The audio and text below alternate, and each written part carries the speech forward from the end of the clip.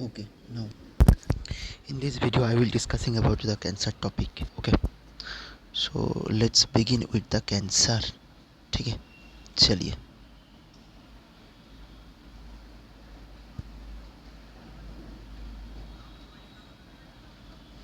So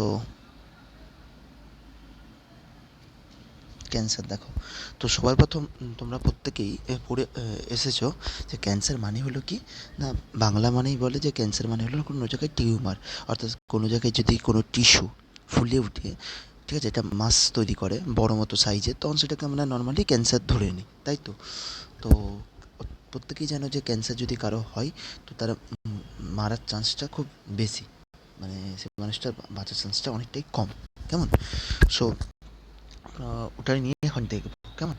দেখো cancer কি, দেখো প্রথমেই বলছে cancer is the most dreaded disease of the human being, অর্থাৎ যত হিউম্যান বিইং আছে সমস্ত মানুষজনের মধ্যে সবথেকে খতরনাক একটা রোগ হলো সেটা হলো cancer, and it is the major cause of death all over the globe. ঠিক আছে, তাহলে এটা একটা কোশ্চেন যে কোন ডিজিজটা সবথেকে most dreaded disease of the human being, মানুষদের মধ্যে সবথেকে খতরনাক এবং মেজর কজ অফ ডেথ, সেটা হবে ক্যান্সার. ঠিক আছে না, more than a million Indian suffer from cancer. ঠিক আছে, তো large number of them die from it annually. ঠিক আছে, কীভাবে ক্যান্সার তৈরি হচ্ছে আমি যদি প্রথমে দেখাই, তো ক্যান্সারের মেকানিজম দেখ, ক্যান্সার হওয়ার জন্য যেটা দায়ী যে জিন, সেটাকে অঙ্কোজিন বলে.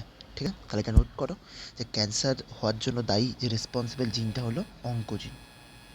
Oncogene responsible for the responsible for cancer. ঠিক আছে, অঙ্কোজিন.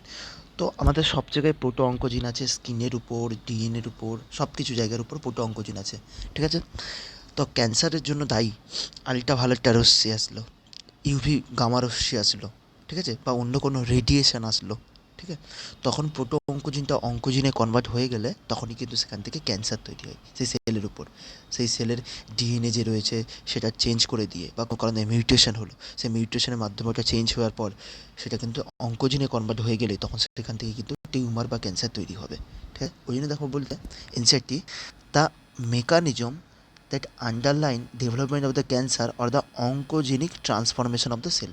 ঠিক আছে, অর্থাৎ সেলটা অঙ্কোজেনিক ট্রান্সফরমেশন হচ্ছে, সেটা হলো এটা. ঠিক আছে, পুরো অঙ্কোজিনটা অঙ্কোজেনে কনভার্ট হলো কিসের জন্য, কোনো আলট্রাভায়োলেট রশ্মি থেকে আসলো, ইউভিবি বি রশ্মি আসলো, কোনো রেডিয়েশন আসলো, কোনো গামা রশ্মি আসলো, তার ফলে মিউটেশন হলো, তার ফলে পুরো অঙ্কোজিনটা অঙ্কোজেনে কনভার্ট হলো, তার ফলে যে নর্মাল সেলটা তখন সেটা কিন্তু ক্যান্সার সেলে কনভার্ট হয়ে গেল. ঠিক আছে না, যেটা আমরা দেখব যে আমাদের বডির মধ্যে কী কী জিনিস ঘটে ক্যান্সার সেলে. ঠিক আছে, আচ্ছা সেটা দেখব. আমাদের বডির মধ্যে কতটুকু সেল গ্রোথ এবং সেল ডিভিশন হবে সেটা আমি পরের ক্লাসে বলবো অফলাইনে. তো সেল গ্রোথ এবং সেল ডিভিশন, সেটা সেল সাইকেল সেল ডিভিশনের মেন টপিক, সেটা হচ্ছে আমাদের বডি ওটা কিন্তু রেগুলেট এবং কন্ট্রোল করতে পারে. কেন? কারণ আমরা জানি যে সেল সাইকেল সেল ডিভিশনে একটা নর্মাল সেল থেকে সেই সেলটা প্রথমে তার সাইজে বাড়বে, তারপরে কী হবে না সেখান থেকে দুটো অপত্য সেল তৈরি করবে. তা যখন সেলটা সাইজ বাড়লো তখন সেটা হলো সেল গ্রোথ, আর তারপরে ওখান থেকে যখন দুটো সেল তৈরি করলো সেটা হলো সেল ডিভিশন. Sell division. ঠিক আছে, now cell growth plus cell division, cell growth হয় G1S G2, that is your ইন্টারফেজে, আর সেল ডিভিশন হয় মাইটোটিক অ্যান্ড মিওসিস. তা সব মিলিয়ে আমাদের সেল সাইকেলটা কমপ্লিট হয়. ঠিক আছে, নাও তো এটা কন্ট্রোল রয়েছে, মানে একটা সেলটা সাইজে বাড়বে তবে দুটো সেল তৈরি হবে. ঠিক আছে, এবং একটা সেল যখন অন্য একটা সেলের সংস্পর্শে আসবে তখন কিন্তু পূর্ববর্তী সেলগুলো ধ্বংস হয়ে যায় বা নষ্ট হয়ে যায়. এই প্রপার্টিকে বলা হয় কন্ট্যাক্ট ইনহিবিশন.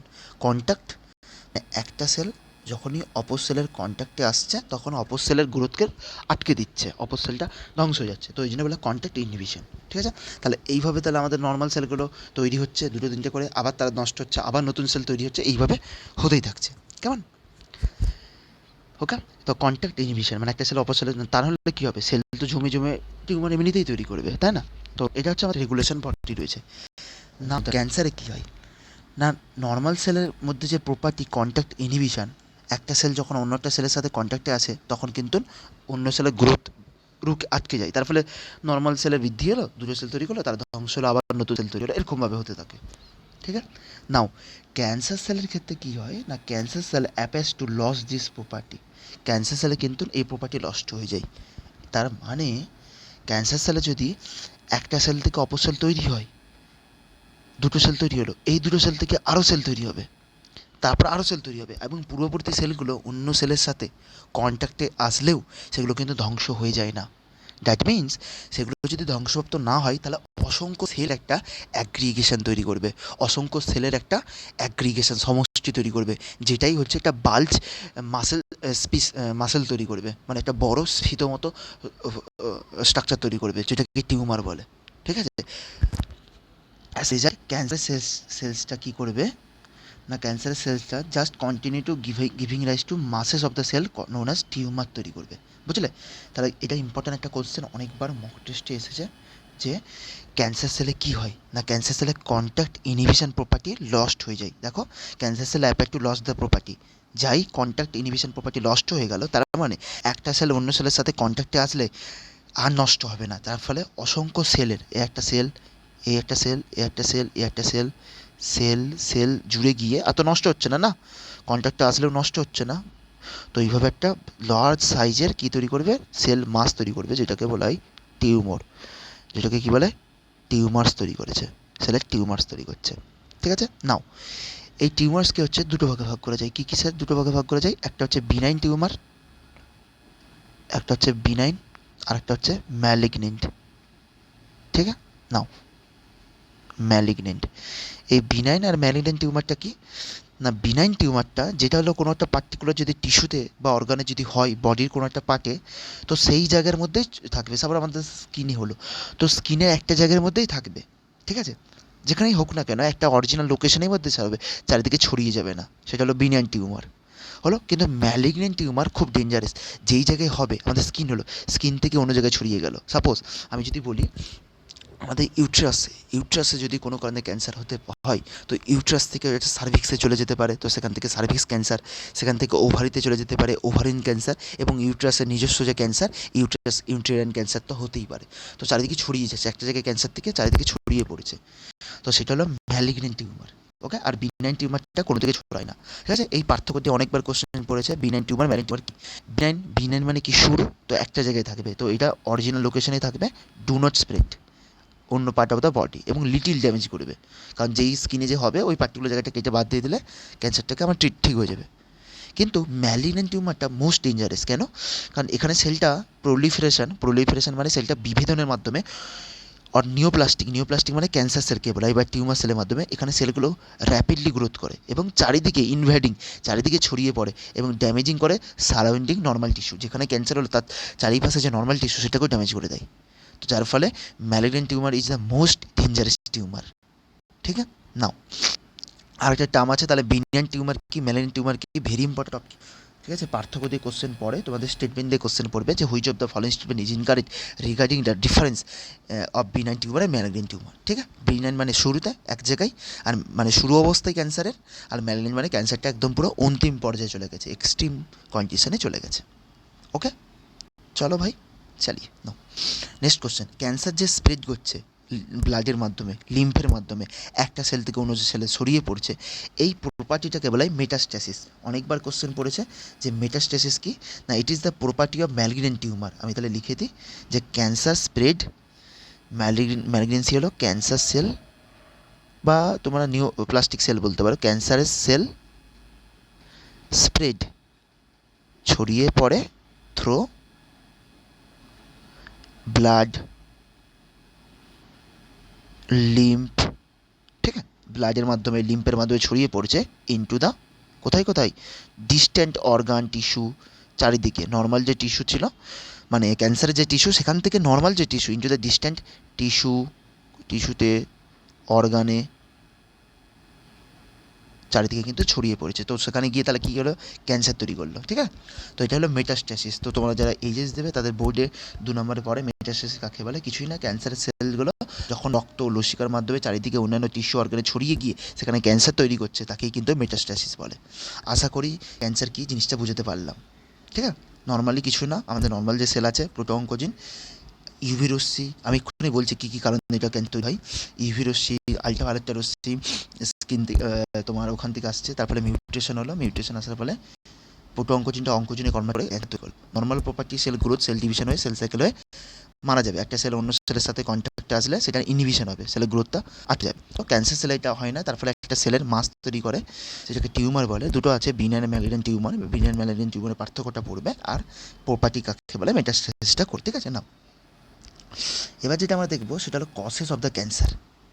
ক্যান্সার কীভাবে তৈরি হয়, এই যে বললাম সেটা নোট করে নাও তোমরা। তো ক্যান্সার কীভাবে তৈরি হয় যদি আমি বলি, তো প্রথমত সাপোজ একদম ডাইরেক্টলি নিচে কোনো এক্স রে আসলো,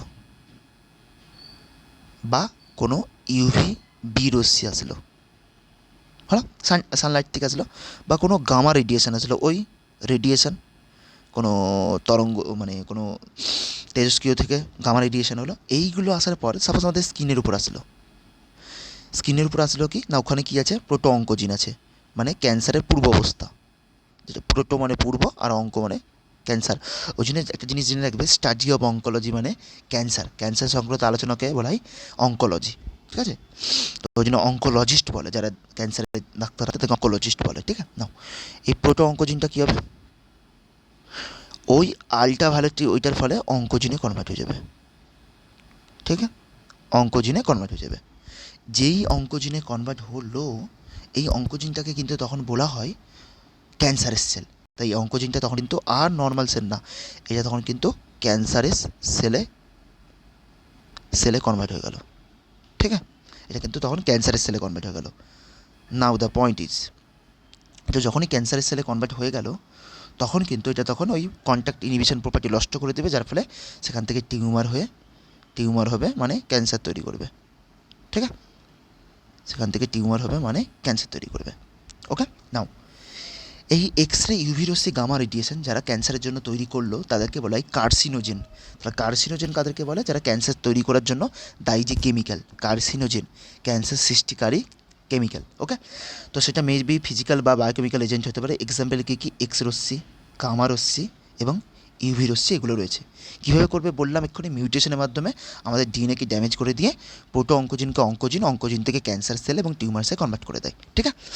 সো দেখো, প্রোটো অঙ্কোজেনিক ভাইরাস প্রথমে কী আছে না, প্রথমে প্রোটো অঙ্কোজিন আছে, যেটাকে প্রোটো অঙ্কোজিনটা অঙ্কোজিনে কনভার্ট হয়ে গিয়ে তখন নর্মাল সেলটা ক্যান্সার সেলে কনভার্ট হয়ে গিয়ে তোমার হচ্ছে ক্যান্সার তৈরি করে ফেললো, ঠিক আছে, ডিএনএটাকে ড্যামেজ করে দিল। আচ্ছা, মোস্ট কমন কজেস কী কী না, আমরা যদি বলি কিছু কমন ক্যান্সারে বলো, লাংস ক্যান্সার, ফুসফুসের ক্যান্সার কীভাবে হয় তোমরা প্রত্যেকেই জানো, সিগারেট স্মোকিংয়ের ফলে, যে লেখা আছে টবাকো স্মোকিংয়ের ফলে lung cancer, it is the major cause, okay. আর কী কী ক্যান্সার আছে, ব্লাড ক্যান্সার একটা কমনের মধ্যে পড়েছে, লাং ক্যান্সার, ব্রেস্ট ক্যান্সার। আর কি ক্যান্সার আছে, ওভারিয়ান ক্যান্সার, ডিম্বাশয়, স্ত্রীদের যে ডিম্বাশয় সেখানে ক্যান্সার, ঠিক আছে, এটা খুব কমন একটা, ওকে। সার্ভিক্সে ক্যান্সার হওয়া, ওগুলো খুব কমন। তো এগুলো হচ্ছে কজেস অফ ক্যান্সার, ঠিক নাও। এবার যে ক্যান্সার সেল হলে কী করে সেটাকে ডিটেকশন করবো এবং ডায়াগনোসিস করবো, অবভিয়াসলি অত টেনশনের কোনো দরকার নেই। সেই জন্য ক্যান্সার যদি, একটা জিনিস অবশ্যই মনে রাখবে, ক্যান্সার যদি আর্লি অবস্থায় সেটাকে ডিটেকশন করতে পারি তাহলে কিন্তু খুব ভালো। কেন, কারণ আর্লি অবস্থায় যদি ডিটেকশন হয় সেটাকে আমরা রেডিওথেরাপি দিয়ে, ঠিক আছে, রেডিওথেরাপি মাধ্যমে সেটাকে অপারেশনের মাধ্যমে আমরা কিন্তু কেটে বাদ দিয়ে আমি ট্রিটমেন্ট করতে পারি। কিন্তু যদি লেট পজিশনে চলে যাই, ঠিক আছে, অনেক পুরনো হয়ে যায়, ক্যান্সার সেলটা তো আজকে হয়েছে 5 বছর পর আমরা সেটা ধরলাম, তখন কিন্তু খুব ডেঞ্জারাস কেস হয়ে পড়বে, ঠিক আছে। আচ্ছা, ক্যান্সার সেলের জন্য যে দেখো এনসিমা বলছে early detection of cancer is essential. কেন, কারণ আমরা সব কিছু রোগীরই যদি আমরা আর্লিভাবে যদি ট্রিটমেন্ট করতে পারি সেটা কিন্তু খুবই ভালো হবে, ঠিক আছে। ক্যান্সার সেলকে মেনলি হিস্টোপ্যাথোলজিক্যাল স্টাডির মাধ্যমে করা হয়, ঠিক আছে, কিছু লাগবে না। এখানে কীভাবে বায়োপসি করা হয়, মেনলি বায়োপসি করা হয় তোমার মাইক্রোস্কোপের সাহায্যে। যেমন টেকনিক কী কী ইউজ করা হয়, রেডিওগ্রাফি, এক্স রে ইউজ করতে হয়, যে পার্টিকুলার জায়গায় ধরো ক্যান্সার বা হলো বলে মনে হচ্ছে সেখানে এক্স রে করলাম, সিটি করলাম, কম্পিউটার টোমোগ্রাফি, এমআরআই করলাম। এমআরআই দেবে প্রত্যেকটা মেডিকেল কলেজে আছে, ম্যাগনেটিক রেজোনেন্স ইমেজিং, ম্যাগনেটিকের মাধ্যমে আমরা সেই পার্টিকুলার জায়গার যেখানে ক্যান্সারটা আসছে, সেই ক্যান্সার সেল হতে পারে, সেই জায়গাটা আমরা ইমেজে দেখলাম যে ওখানে ক্যান্সার হচ্ছে কিনা, ক্যান্সার সেলের গ্রোথ হচ্ছে কিনা। তো এমআরআই, এক্স রে, ঠিক আছে, সিটি, এই সমস্ত টেকনিকের সাহায্যে আমরা কিন্তু প্রত্যেকটা ইন্টারনাল অর্গান, কোনো ভ্যাজাইনা, কোনো সার্ভিক্স, কোনো ঠিক আছে, প্রত্যেকটার কোনো লাংস, এই ইনার অর্গানে আমরা কী পাবো, ভিউ পাবো, এবং ভিউ থেকে আমরা সেখান থেকে কোনো তার ক্যান্সার হচ্ছে কি না সেটা আমরা কিন্তু জানতে পারবো। এই তিনটে টেকনিক খেয়াল রাখবে, এক্স রে, সিটি এবং এমআরআই। বিশেষ করে এমআরআইটাই বেশি ইউজ করা হয় ক্যান্সার ডিটেকশনের জন্য, ঠিক আছে। এই যে লেখা আছে MRI, it is a used for strong magnetic field এবং নন আয়োনাইজিং রেডিয়েশনগুলোকে ইজিলি কিন্তু ডিটেক্ট করতে পারে। তো এমআরআইটা হচ্ছে বেস্ট টেকনিক, ঠিক আছে। তাহলে পরীক্ষায় তোমাকে দিতেই পারে যে ক্যান্সার সেল ডিটেকশনের জন্য কোন টেকনিক বেশি ইউজ করা হয়, তো অ্যান্সার হবে MRI, magnetic resonance and imaging, ঠিক আছে।